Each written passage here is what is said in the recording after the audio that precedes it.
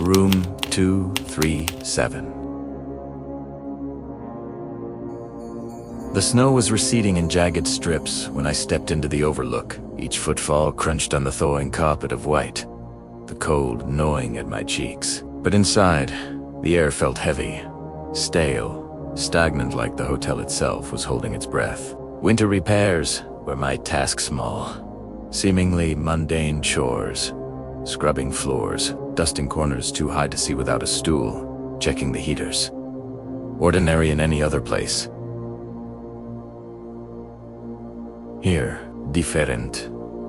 The silence pressed against me like a living weight. Corridors stretched longer than reason should allow, shadows pooling unnaturally in the corners.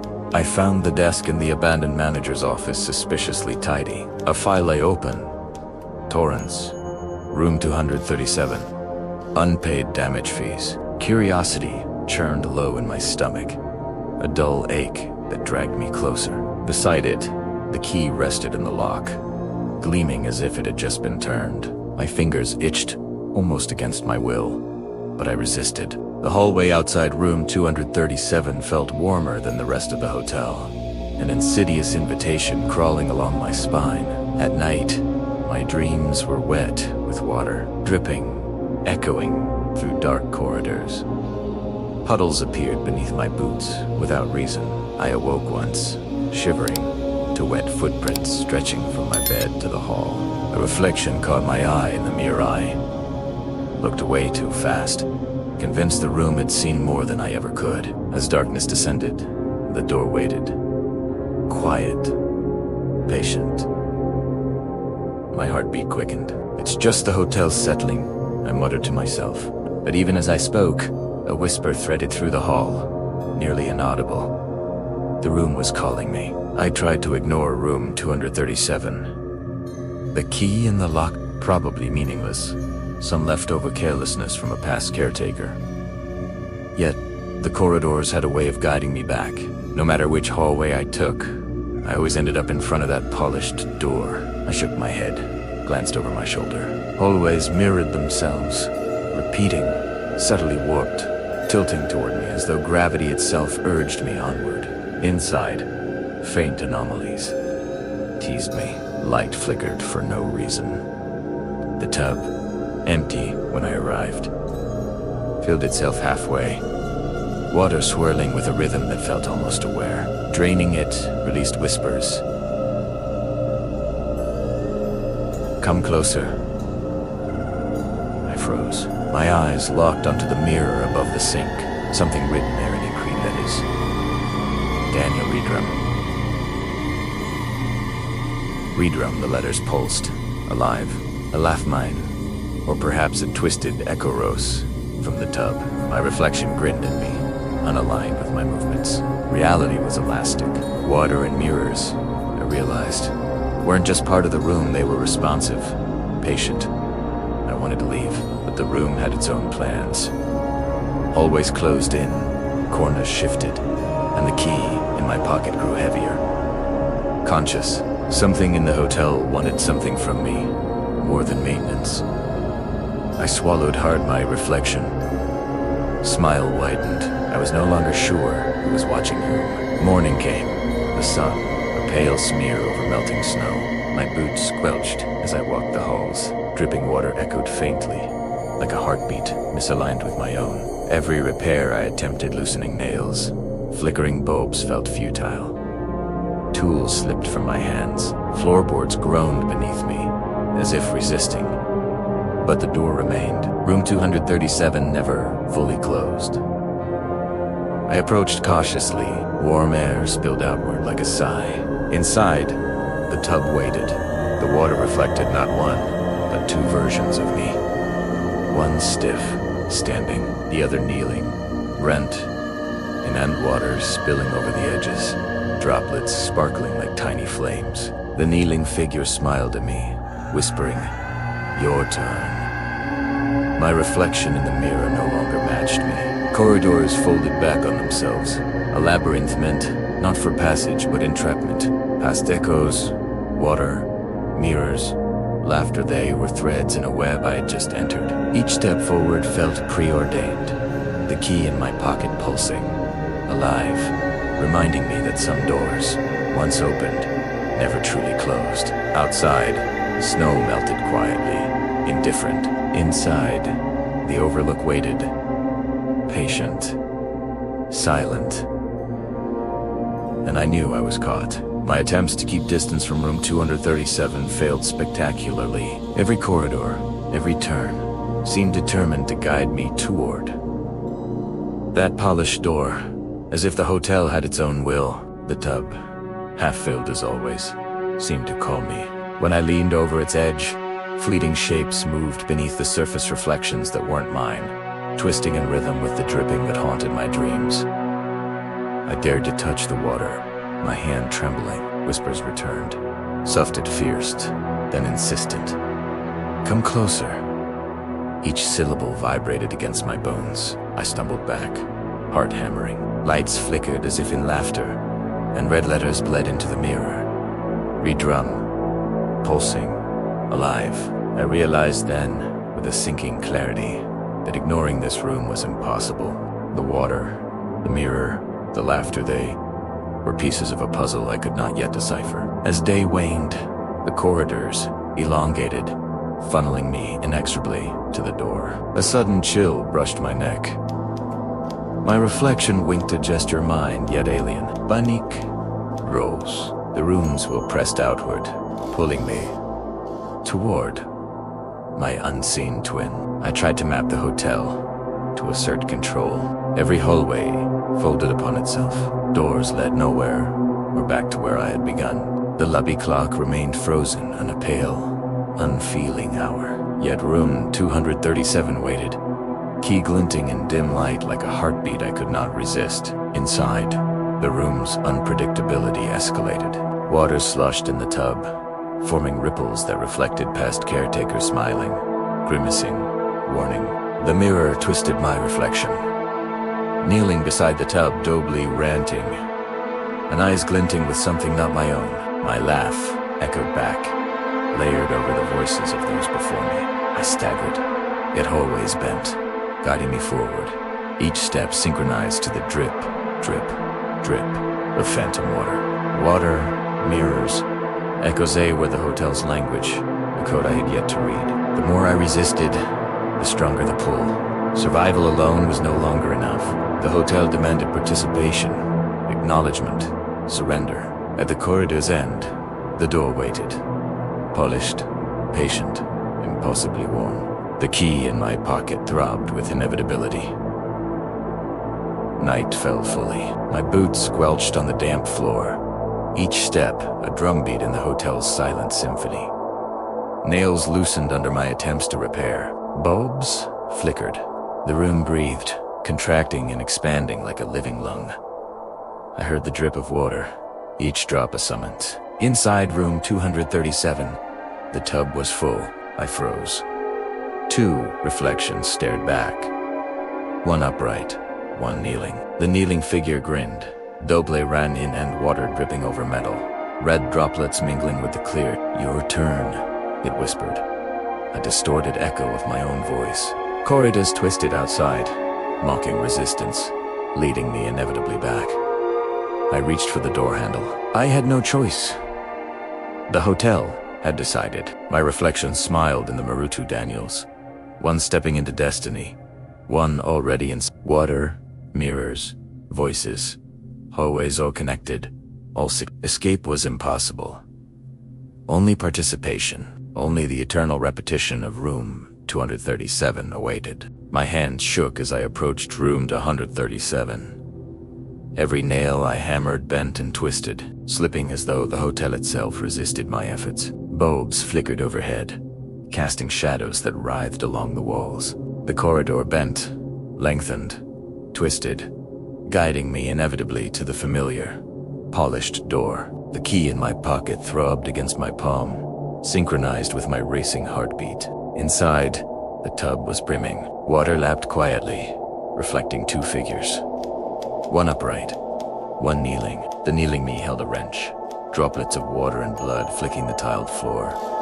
The upright reflection smirked back, a cruel mimicry. I tried to step back, but the corridor had folded upon itself, a labyrinth impossible to navigate. Whispers rose layered and urgent, demanding. The room had Chosanai had no choice. Mirrors multiplied, corridors folded, water rippled with echoes of memory. I reached for the wrench, resistance futile, understanding that the hotel did not merely trap me. It's prepared me. My reflection beckoned, redrum pulsating, as if past and future were one in this relentless cycle. My struggle weakened against the hotel's omnipresent will. Corridors funneled me back, doors swinging open automatically, the key warm in my grasp. I tried to flee, but the Overlook's geometry had become a maze without exit. The water motif returned everywhere, dripping, sloshing, echoing my heartbeat and the laughter of unseen predecessors. Inside room 237, the mirror reflected two versions of me. The man who had entered and the one kneeling beside the tub. The kneeling figure whispered, "Your turn," wrench in hand, water and blood dripping together.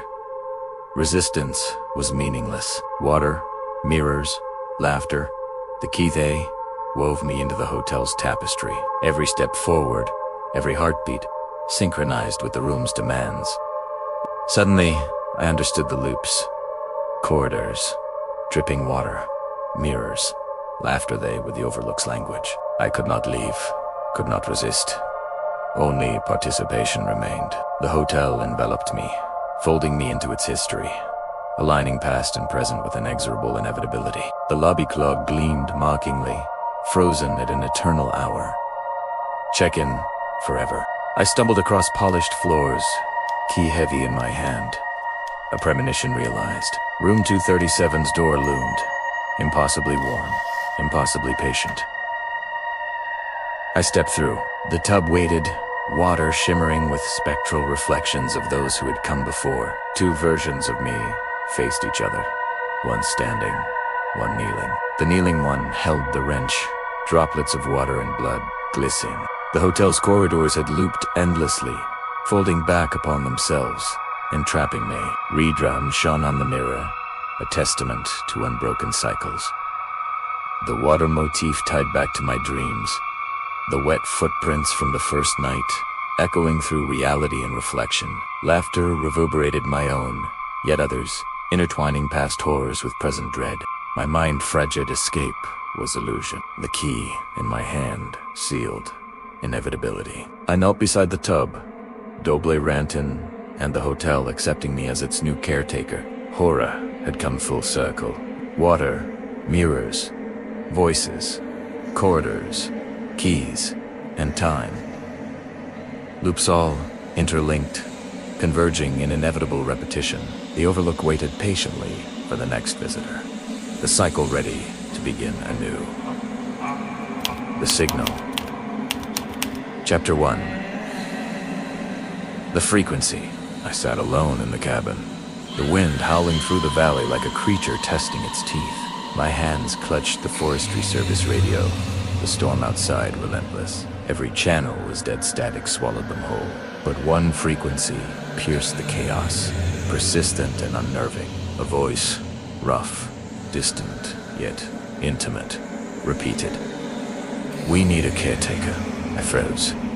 My stomach tightened, a chill crawling up my spine. The word "redrum" followed, sharp and incomprehensible. I swallowed, my mouth dry, my pulse spiking. The voice sounded almost familiar, as though it had been waiting for me. The storm outside and the isolation inside blurred together, leaving me uncertain which was more dangerous. Snow slapped the windows. Ice crept along the cabin edges.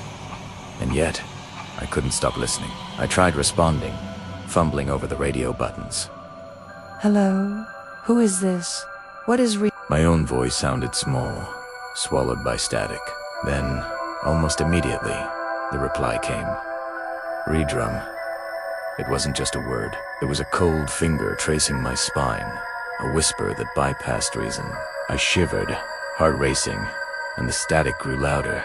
Strange fragments of sound folding over themselves. My name, unmistakably, echoed from the radio, stretching the distance between storm and signal until I knew, inexplicably, that I was already on the path. I packed my gear, boots crunching on the icy snow outside. The wind tore through the valley, scattering ice and debris across the trail.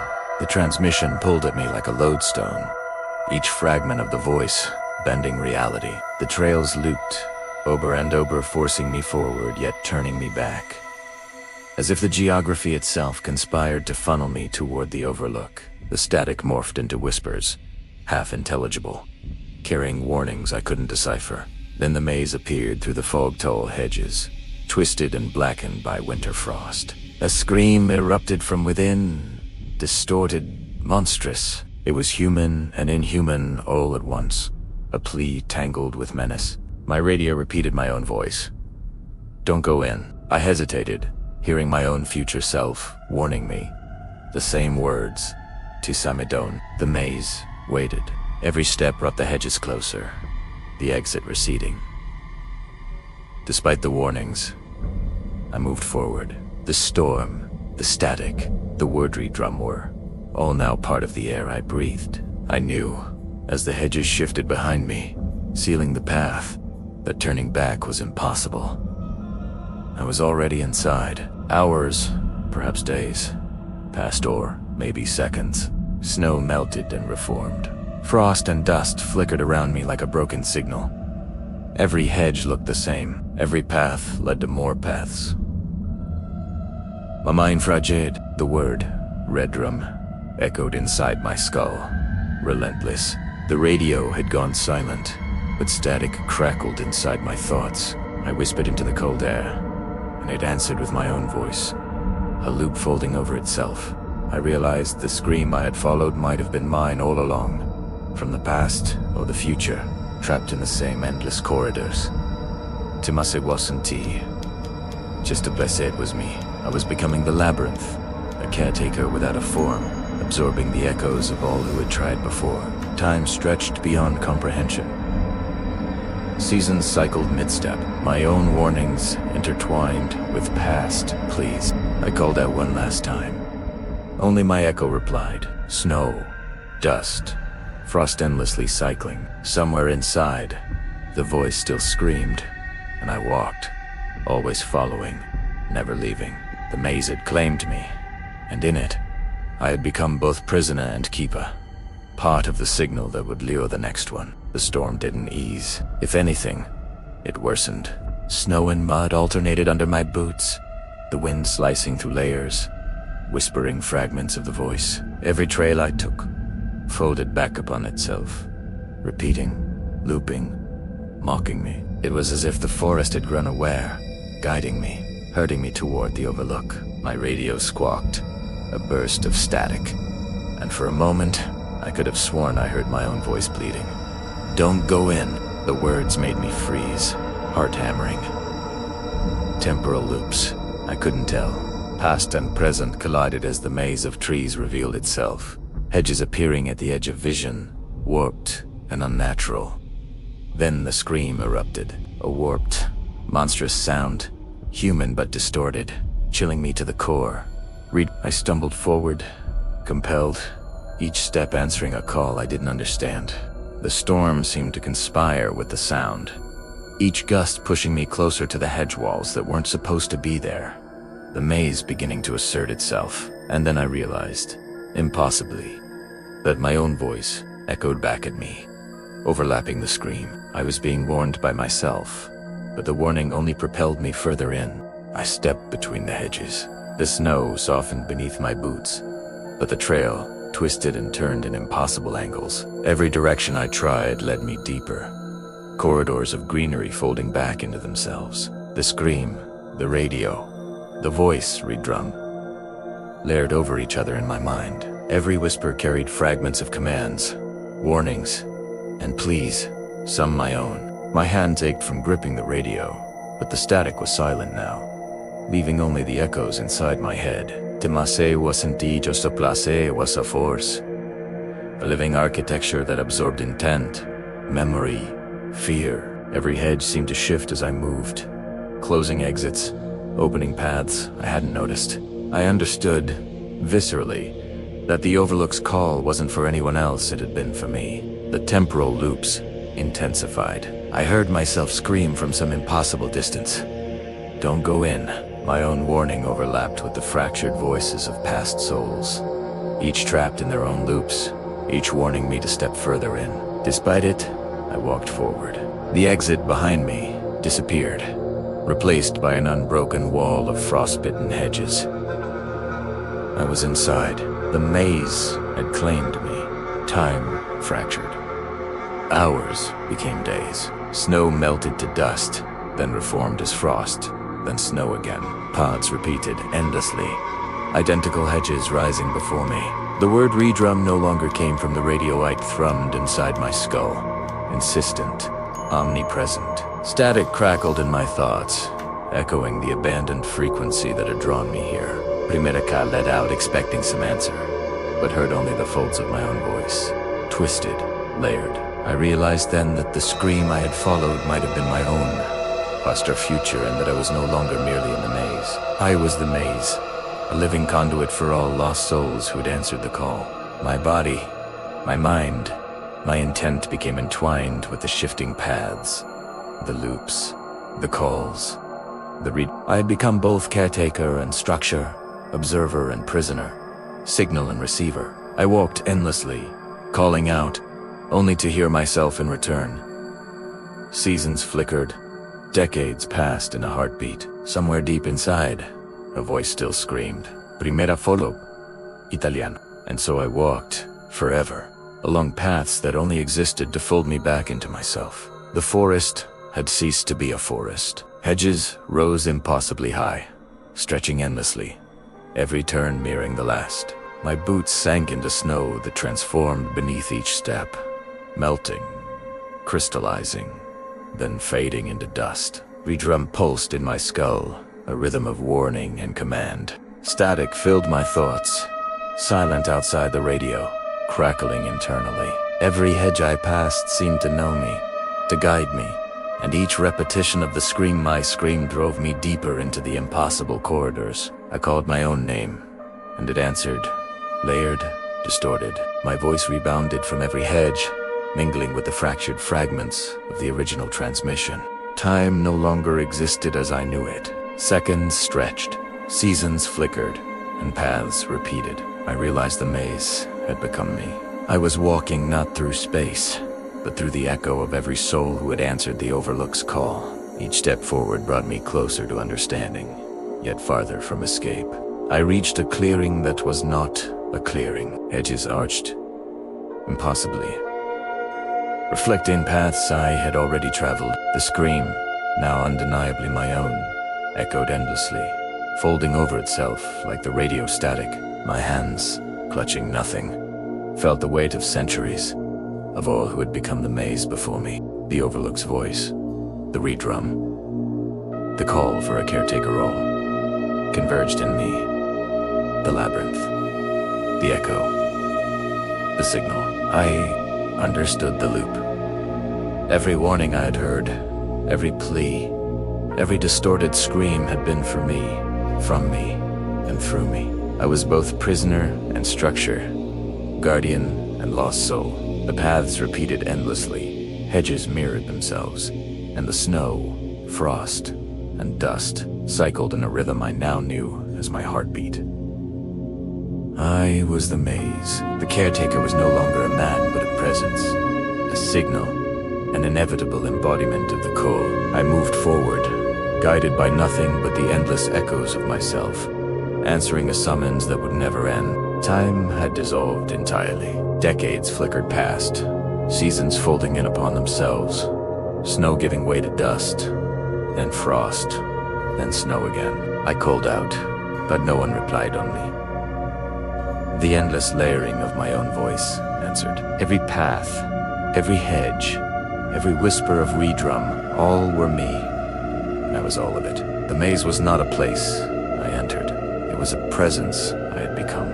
I walked endlessly. Somewhere deep inside, a voice still screamed, and I followed it. Step after step, year after year, cycle after cycle. The radio's static had become internal. The caretaker's call ingrained in my bones. I was signal and receiver, maze and wanderer. 𝐒𝐇𝐈𝐍𝐆 was no end. There would never be an end. I walked endlessly, following a voice that may have never existed, becoming part of the Overlook's unbroken, interlinked history. The Elevator Echo. Chapter 1. Blizzard Arrival. The wind tore across the Overlook, carrying snow like shredded glass. I stood on the 4th floor, the hallway dim and trembling. The elevator's dead again, guests murmured anxiously, faces pale under flickering light. The air smelled of old wood and something else, metallic, almost sentient. The walls groaned, a subtle pulse beneath the paint, as though the building itself breathed, aware of every step. I pressed the elevator button. Hollow clang echoed down the shaft. Nothing.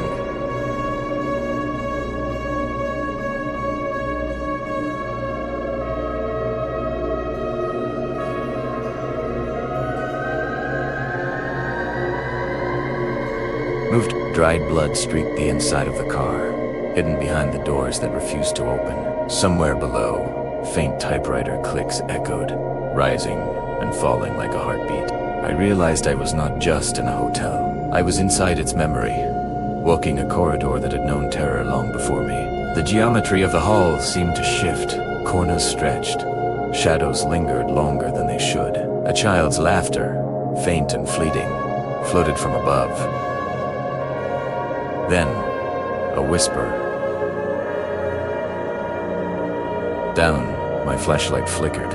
Emergency lights stuttered back on. I understood this storm was only the surface. The hotel waited. I started down the stairs, each step dragging through melting snow and dust that the heat had yet to touch. The elevator shaft yawned beside me, silent but alive. A conduit for echoes. I could feel thrumming in my chest. Every floor I passed seemed to fold back on itself. A tricycle wheel clicked somewhere below. The typewriter clacked again, my pulse synchronized with the rhythm of the building. Panic rose in other guests, but I felt compelled toward the source, toward the dark memory in the bowels of the hotel. The walls seemed to breathe. Flickers of shadow projected scenes I didn't want.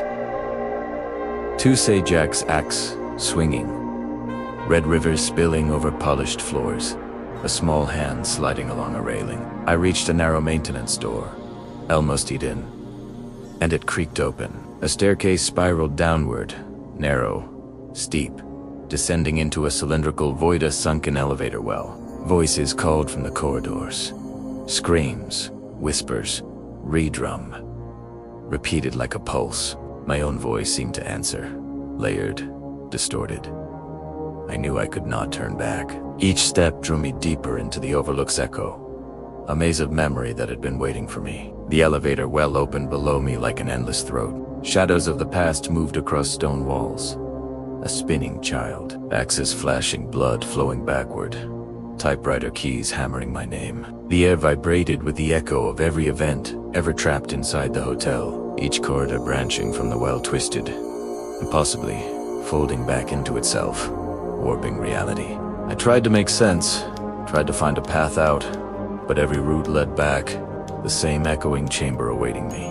A scream split the air. It surged through the well and corridors, impossible to ignore. I ran down the narrow stair, drawn toward the sound, toward the center of the hotel's living memory. The typewriter clacked faster. The tricycle wheels clicked in rhythm with my heartbeat. I realized then the elevators weren't broken. They were conduits, engines of repetition, pulling caretakers into the eternal loop of the Overlook. The building was alive, patient, consuming. I had crossed a threshold.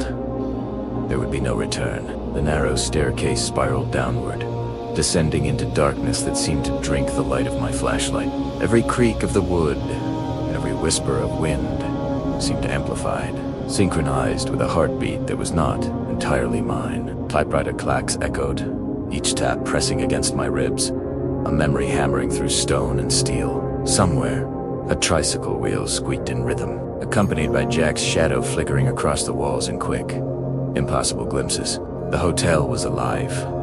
It watched, waited, remembered. I realized I wasn't merely exploring the Overlook was testing, guiding me to the memory well below. The stairs ended at a maintenance door, half buried in shadow.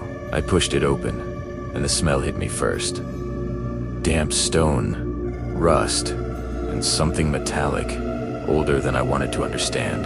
The door opened to a cylindrical void, a sunken well that pulsed like a heart. Shadows danced across walls. A child spinning, blood spilling in slow motion, axes striking unseen figures. I felt the elevators below me tremble. They were conduits, engines of past horrors replaying eternally, and I had stepped inside the mechanism. I had crossed the threshold. The well extended endlessly, and the shadows of past events projected themselves onto its walls. Spinning tricycles, blood-soaked floors, jack-sacks suspended in mid. I could feel the history vibrating through the stone beneath my feet. The elevators weren't broken, they were channels, memories looping in infinite repetition. Each echo pressed against me. Laughter, screams, typewriter clicks. The Overlook was alive, a memory engine, and I had entered its core. Corridors branched like veins from the central well, winding impossibly. I followed one path, drawn by a scream that pierced the chamber. My heartbeat quickened, my pulse syncopated with the thrum of the building itself. I tried to mark my steps, to map the paths, but each turn bent impossibly back toward the well. Geography was irrelevant here. Cause and effect were irrelevant. The corridors existed to pull me back, to fold me into the hotel's memory. I had become part of its machinery, a witness and a participant in cycles older than me. The scream returned, louder, more insistent, impossible to ignore. I moved through maintenance corridors that twisted in defiance of logic, each corner leading inevitably back to the central well. The typewriter clicked in rhythm with my heartbeat. The tricycle squeaked. Shadows flickered in impossible sync. I understood I was not rescuing, not exploring. I was being absorbed. Each corridor, each echo, each pulse of the building pulled me deeper into the Overlook's memory loop. I entered the heart of the corridors, drawn by the need to understand the screams, the read room, the echoes of the past, and my own voice, layered and distorted.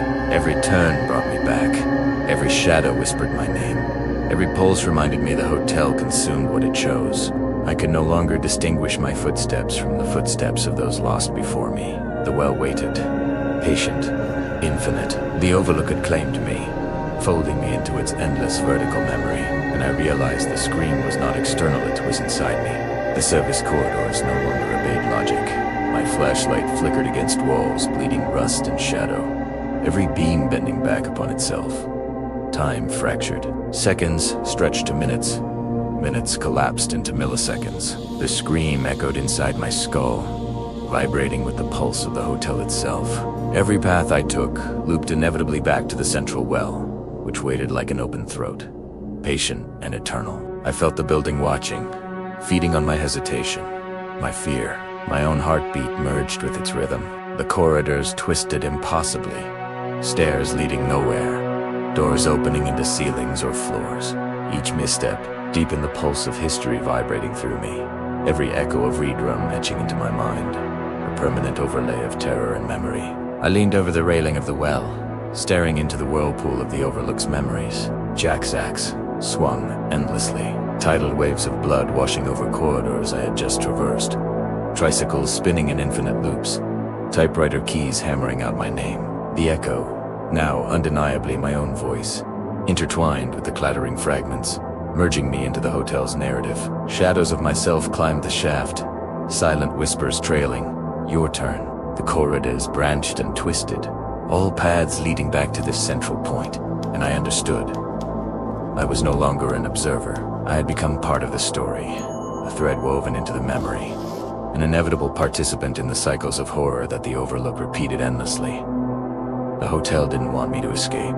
It wanted closure. I climbed onto the railing, pulse syncing with the building's heartbeat. Every echo, every shadow, every re-drum resounded in me. The radio crackled, a child's voice whispering, "Jump." I let go. The fall was almost endless.